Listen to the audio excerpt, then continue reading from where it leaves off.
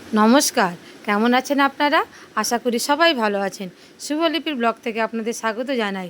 চলে এলাম আজকে একটু আপনাদের সঙ্গে বিলেতি আমড়া চাটনি নিয়ে। আর এই বিলেতি আমড়াটা এটা কিন্তু আমরা এমনিতেই একটু গুঁড়ো লঙ্কা দিয়ে বিন নুন দিয়ে মাখিয়ে চাট মতন করে খেতে খাই।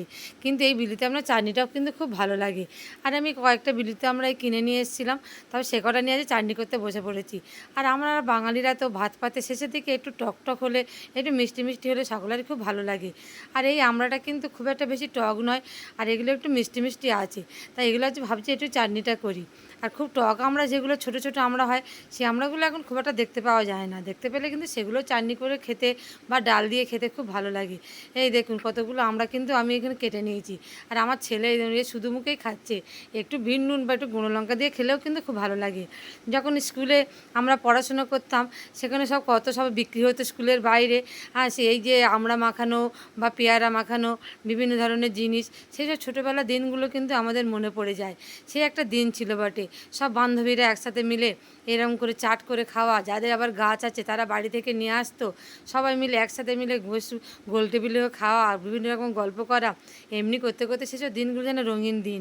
তারপর এখন যা হয় আর কি, সবাই যে যার মতন সংসার নিয়ে ব্যস্ত। খুব কম বান্ধবীদের সঙ্গে এখন যোগাযোগ আছে। আর বিশেষ করে যারা আমাদের মতন এইরকম গৃহবধূ, তার কারোর সঙ্গে যোগাযোগই নেই, খুবই কম আছে। ছেলেরা হলে তো বাইরে ঘাটে বেরোয়, তাদের প্রতিদিন সকলের সঙ্গে সকলের তো দেখা টাকা হয়। কিন্তু আমরা মেয়েরা তো একেবারে ঘরবন্দি, 2-4 জনের সঙ্গে দেখা হয়।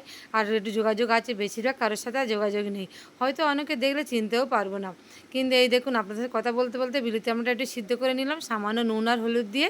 তারপর নামিয়ে নিয়ে তারপর একটু সরষের তেল গরম করে তার মধ্যে একটু সরষে আর শুকনো লঙ্কা তেজপাতা ফোড়ন দিয়ে আর সিদ্ধ করে আমড়াটা একটুখানি ওর মধ্যে ঢেলে দিয়েছি।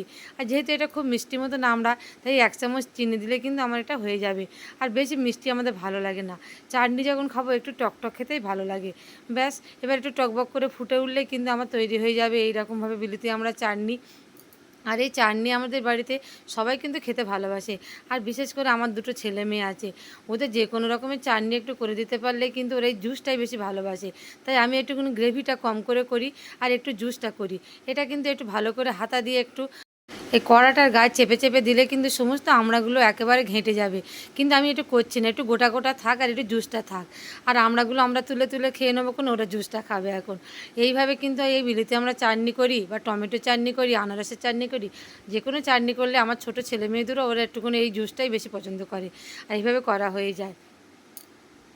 তা সেই যে গল্প আপনার সাথে করছিলাম, সেই ছোটোবেলার বান্ধবীদের গল্প। সেই স্কুলের টিফিনের ফাঁকে বা স্কুল ছুটির ফাঁকে বিভিন্ন রকম চাট মশলা, বিভিন্ন রকমের এই আমড়া মাখানো পেয়ারা মাখানো খেতে, সেই সব দিনগুলো যেন এখনও মনে পড়ে যায়। আর আজকের মঙ্গলবার সম্পূর্ণ নিরামিষ, তাই আজকে আমি রান্না করলাম উচ্ছে ভাজা, আলু ভাজা, পাঁপড় ভাজা, তার সাথে আছে ঝিঙে পোস্ত আর লাউ দিয়ে ডাল, আর আছে এখানে বিলিতি আমড়ার চাটনি, আর একটু গন্ধরাজ লেবু লঙ্কা তো থাকবেই। এইভাবে আজকে মঙ্গলবার আমি মা মঙ্গলচণ্ডীর নাম করে সারা বছরে কিন্তু নিরামিষটা খাই। এই আজকের আমার নিরামিষের মেনু। তাহলে আপনাদের সঙ্গে দেখা হচ্ছে আবার পরের ভিডিওতে। সবাই ভালো থাকবেন, সুস্থ থাকবেন। ধন্যবাদ, শুভরাত্রি।